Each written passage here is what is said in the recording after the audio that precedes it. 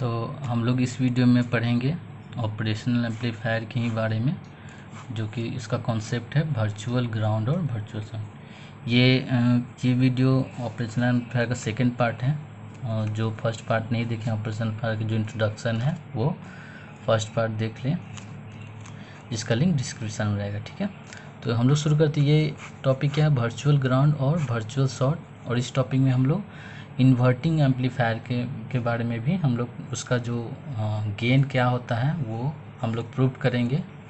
ठीक है, तो ये हमारा था वर्चुअल ग्राउंड और इन्वर्टिंग एम्पलीफायर, दो टॉपिक इसमें हम लोग डिस्कस करेंगे इस वीडियो में। ठीक है, तो यहाँ पर हम लोग देखते हैं कि ये ऑपरेशनल एम्पलीफायर का सिंबल है, चाहे ऐसे बोल सकते हैं, डायग्राम है। ऑपरेशनल एम्पलीफायर V1 V2 है, नॉन इन्वर्टिंग को V2 माने हैं, इन्वर्टिंग को V1। ये अलग अलग भी हो सकता है, किसी किसी में V1 यहाँ होगा, V2 या ये प्लस होगा ये माइनस होगा, उससे कोई फ़र्क नहीं पड़ता है। ये क्या होना चाहिए, V2 माइनस V1, यानी नॉन इन्वर्टिंग माइनस इन्वर्टिंग होना चाहिए। ठीक है, तो ये होता है VD क्या होता है, प्लस में से माइनस जाएगा, ये होता है। ठीक है, ऊपर भी प्लस लिख सकते हैं, नीचे भी माइनस लिखते हैं, उससे कोई फ़र्क नहीं पड़ता है। ठीक है, तो ये प्लस V सेट है, ये माइनस V सेट है।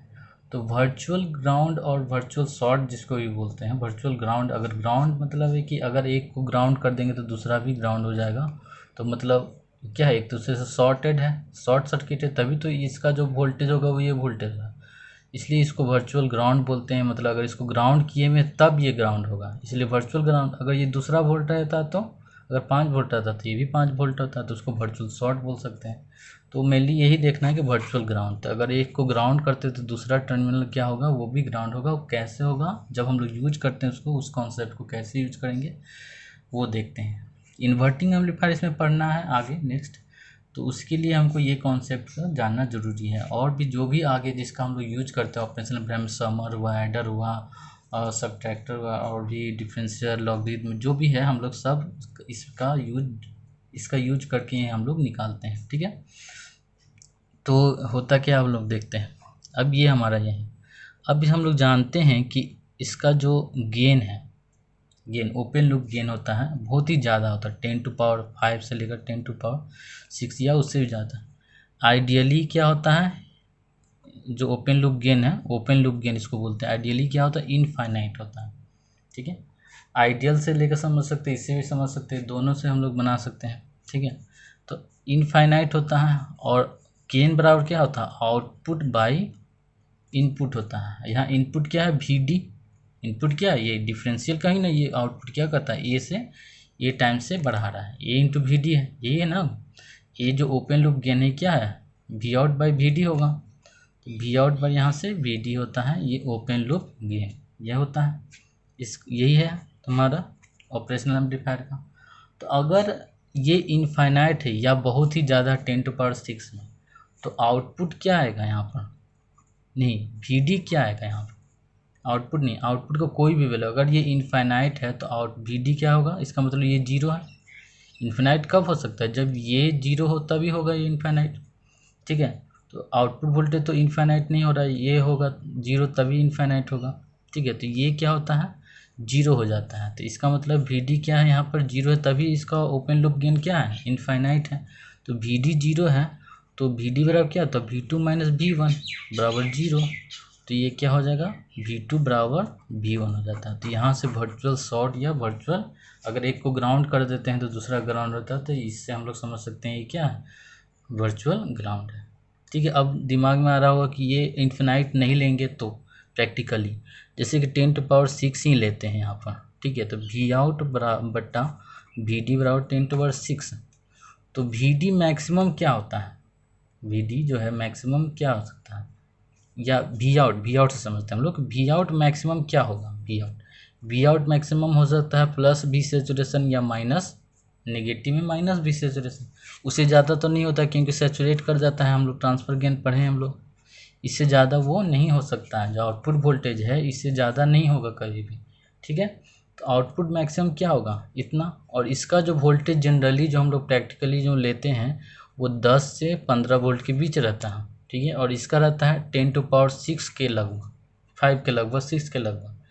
तो मान लेते हैं कि ये 10 ले लेते हैं और ये 10⁶ ले रहे हैं, तो ए वाला बराबर क्या होता है, V out by V D. ठीक है, तो यहाँ पर देख रहे हैं वी डी ये 10⁶ ले लिए, वी आउट क्या ले लिए हैं, 10 ले लेते हैं, 15 भी ले सकते, कोई दिक्कत नहीं। तो वी डी क्या निकलेगा यहाँ से, वी डी क्या निकलेगा 10⁻⁵, यानी वी डी इजकल टू 0.00005 0001। अगर ये 15 रहता तो 15 लिखते हैं। ठीक है, 0.000 ये 1 हुआ, तो ये ऑलमोस्ट क्या है, ऑलमोस्ट क्या है, 0 के लगभग है, यानी V2 माइनस V1 ऑलमोस्ट क्या हो गया, 0 हो गया। तो इसलिए V2 ऑलमोस्ट क्या हो गया, V1 के इक्वल हो जाता है। ठीक है, तो यही है हमारा है कॉन्सेप्ट यहाँ पर V2 और V1 का। ठीक है, तो इससे हम लोग समझते हैं ये वर्चुअल ग्राउंड है। ठीक है, अब हम लोग वर्चुअल ग्राउंड के बारे में पढ़ चुके हैं कि वर्चुअल ग्राउंड क्या होता है या वर्चुअल शॉर्ट क्या होता है। उसी के कॉन्सेप्ट को यूज करके हम लोग क्या पढ़ेंगे, इन्वर्टिंग एम्पलीफायर के बारे में जानेंगे। ठीक है, तो इन्वर्टिंग एम्पलीफायर क्या होता है कि अगर इसका इनपुट हम देते हैं यहाँ पर, तो आउटपुट क्या होगा, यहाँ पर मिलेगा लेकिन उल्टा मिलेगा, क्योंकि इन्वर्टिंग माइनस पर दिए हैं। ये होता है इन्वर्टिंग एम्पलीफायर में मेनली इसका हम लोग एग्ज़ाम वगैरह में आता है कि इसका गेन क्या होता है, उससे न्यूमेरिकल क्वेश्चन बनाने के लिए आता है। ठीक है, तो अब जैसे कि हम लोग अभी इससे पढ़ने से पहले हम लोग थोड़ा सा जान लेते हैं इसी के बारे में, जो वर्चुअल ग्राउंड में ही थोड़ा देख लेते हैं कि हम लोग जो ऑपरेशनल एम्पलीफायर का यूज कैसे करते हैं। वर्चुअल ग्राउंड तो हो गया, ठीक है, अब लोग यूज कैसे करते हैं।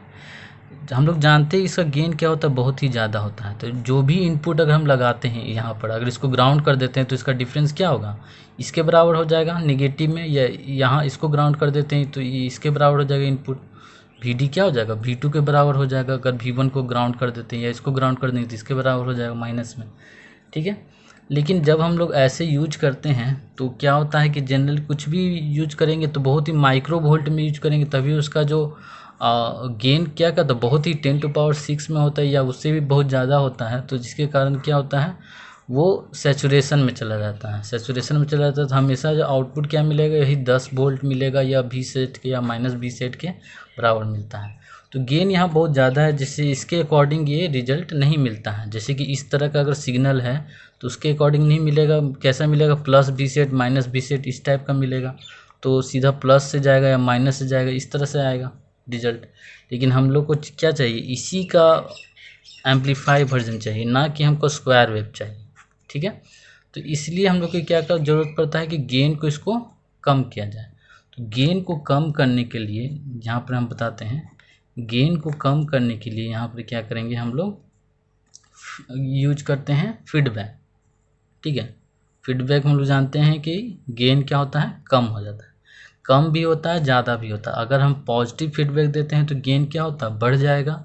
अगर नेगेटिव फीडबैक देंगे तो गेन घटता है। ठीक है, तो इसलिए हम लोग गेन को कम करने के लिए, स्टेबल करने के लिए क्या करेंगे, हम लोग निगेटिव फीडबैक का यूज करके हम लोग बनाते हैं। तो जो भी एम्पलीफायर का यूज करते हैं हम लोग मेनली इसमें क्या करते हैं, फीडबैक देकर ही हम लोग यूज करते हैं एडर सब्ट्रैक्टर। ठीक है, तो हम लोग जो भी हम लोग पढ़ेंगे नेक्स्ट जो कि इन्वर्टिंग एम्पलीफायर, उसमें हम लोग फीडबैक देंगे। तो निगेटिव में फीडबैक, ये निगेटिव टर्मिनल है में कनेक्ट कर देते हैं तो निगेटिव फीडबैक हो जाएगा। अगर पॉजिटिव टर्मिनल कनेक्ट कर देते हैं तो पॉजिटिव फीडबैक होगा, जिससे क्या होगा, गेन को हम लोग कंट्रोल कर सकते हैं और एक प्रॉपर आउटपुट हम लोग मेजर कर सकते हैं। ठीक है, तो ये इन्वर्टिंग एम्पलीफायर है। तो इन्वर्टिंग में उल्टा, यानी अगर ऐसा सिग्नल आ रहा है तो आउटपुट में कैसा सिग्नल मिलेगा, मुझे एम्पलीफाई वर्जन मिलेगा। ठीक है, तो ये हमारा सर्किट है इन्वर्टिंग एम्पलीफायर का। तो यहाँ पे इन्वर्टिंग एम्पलीफायर में देखेंगे इस तरह का सर्किट, ये फीडबैक लगाया गया है एक प्रॉपर रेजिस्टेंस लगाकर, जिससे कितना अमाउंट में फीडबैक देना वो डिपेंड करता है। ठीक है, ये आउटपुट है, ये इसको एक को ग्राउंड कर दिए हैं और भी इनको निगेटिव में रखें, इसलिए इसका इन्वर्टिंग एम्पलीफायर नाम है। अगर नॉन इन्वर्टिंग में यहाँ पर हम लोग क्या करेंगे, सिग्नल लेंगे, इसको ग्राउंड कर देंगे। ठीक है, तो वो नेक्स्ट वीडियो में पढ़ेंगे। लेकिन अभी हम लोग इन्वर्टिंग एम्पलीफायर में क्या करेंगे, इन्वर्टिंग टर्मिनल में इनपुट लेंगे, एक फीडबैक देंगे और आउटपुट मेजर करेंगे। उससे हम लोग इससे केवीएल लिखेंगे, उससे हम लोग इसका क्या निकालेंगे, गेन निकालेंगे, और इससे हमारा न्यूमेरिकल भी आता है, कंपटीशन में भी आता है और इसमें भी आ सकता है एग्जाम वगैरह में, ठीक है। तो हम लोग अब गेन कैलकुलेट करते हैं कि गेन कैसे निकलेगी। ये हमारा सर्किट है, पता चल गया है। तो ये भी इनपुट अप्लाई किए हैं, तो यहाँ से करंट जो फ्लो करेगा, कैसे करंट फ्लो करेगा, ऐसे ऐसे, इसको ग्राउंड लेके ही हम लोग मेजर करते हैं, तो ऐसे करंट फ्लो करेगा, ठीक है। अब यहाँ से करंट इधर फ्लो करेगा, ना कि इधर करंट फ्लो नहीं करेगा। क्यों नहीं करंट फ्लो करेगा? क्योंकि इसका जो इनपुट इम्पीडेंस क्या है, बहुत ही ज़्यादा होता है। ये क्या होता है, ऑलमोस्ट इन्फिनाइट या बहुत ही मेगा ओम में रहता है, जिससे करंट इसमें फ्लो नहीं कर पाता है। तो करंट इसमें फ्लो नहीं कर पाएगा, तो सारा करंट किधर पास करेगा, इधर ही जाएगा, ठीक है। तो मान लेते हैं कि आई करंट कैसे फ्लो कर रहा है, इधर। तो ये इसका करंट का डायरेक्शन है, आई करंट ऐसे ही आया, आई करंट ऐसे गया, ठीक है। अब एक चीज़ और, जो वर्चुअल ग्राउंड का जो हम लोग कॉन्सेप्ट समझे हैं अभी, तो वो क्या है, ये ग्राउंड है, ये टर्मिनल, तो ये पॉइंट 0 है, तो VD क्या है, 0 है, तो ये भी क्या होगा, 0 होगा। ये 0 है तो ये भी 0 होगा। जैसे कि हम लोग V2 माइनस V1 के हैं, तो V2 ये वाला, ये V1 है और ये V2 है, तो V2 0 है, तो V1 क्या होगा, 0 होगा।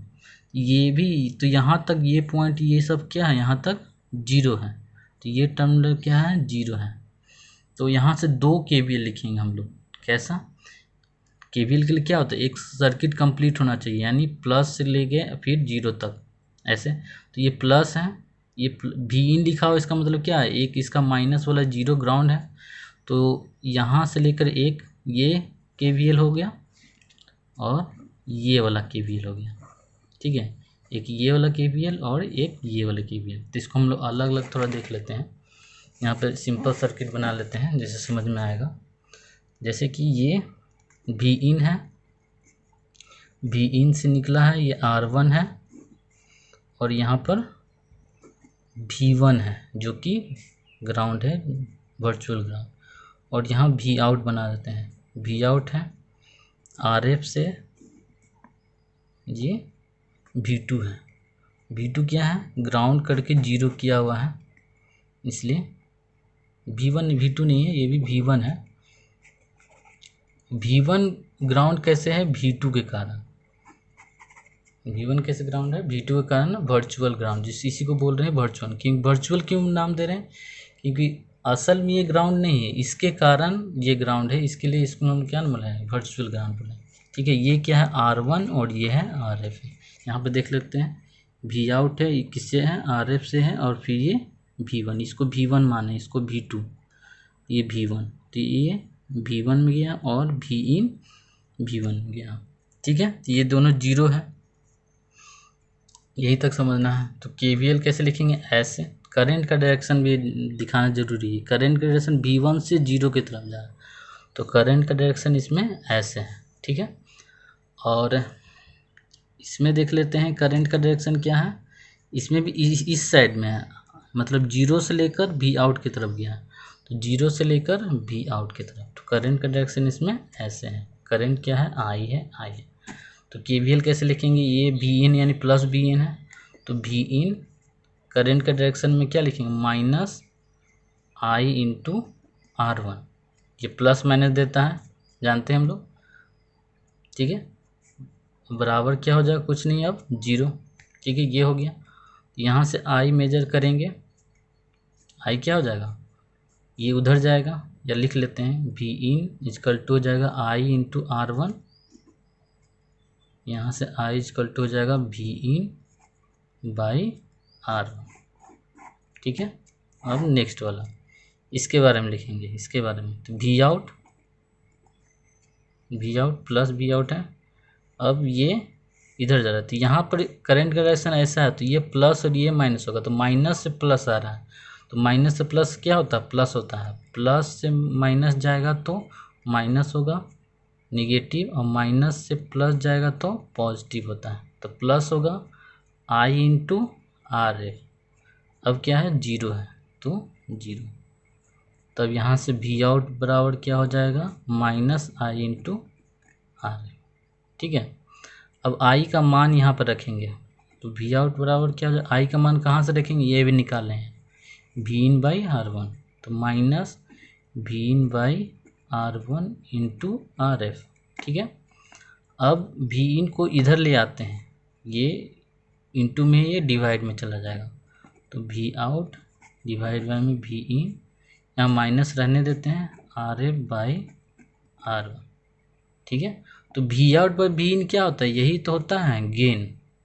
ये हो गया नॉन इन्वर्टिंग एम्पलीफायर का क्लोज लूप गेन बोल सकते हैं। ठीक है, सिंपली ए से लिखते हैं हम लोग, ए से, और क्या हो जाएगा minus R F by R one. Voltage gain भी से मेजर कर सकते हैं, तो ये हमारा आ गया है इन्वर्टिंग एम्पलीफायर का गेन। ठीक है, ये हमारा inverting minus R F by R one.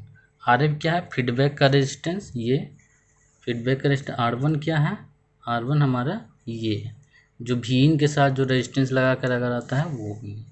ठीक है, तो इससे न्यूमेरिकल आ सकता है, आर एफ के जगह जो भी वैल्यू रहेगा तो इस फॉर्मूला में पुट करके हम लोग निकाल सकते हैं। ठीक है, नेक्स्ट वीडियो में हम लोग नॉन इन्वर्टिंग एम्पलीफायर के बारे में पढ़ेंगे।